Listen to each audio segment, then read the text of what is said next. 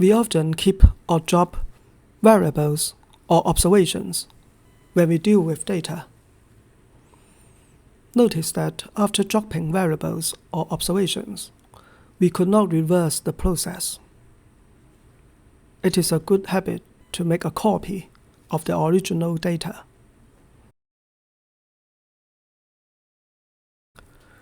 Let's open the birth weight dataset we used in the last video.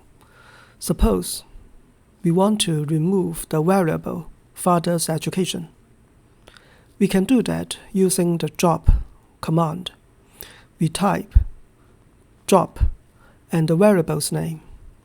The variable father's education has now been dropped from the dataset.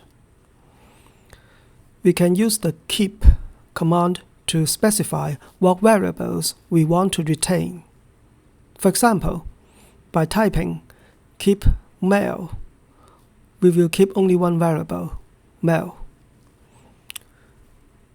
Next, let's look at how to drop or keep observations using the keep or drop commands combined with the if condition. Let's say we want to drop all the female observations from the dataset. We can do that by typing drop if male is equal to 0. Let's tabulate male, and we can see now the dataset only contains the male observations. In this case, 665 female observations have been removed from the dataset. Keep in mind that dropping observations and dropping variables are different data manipulation activities.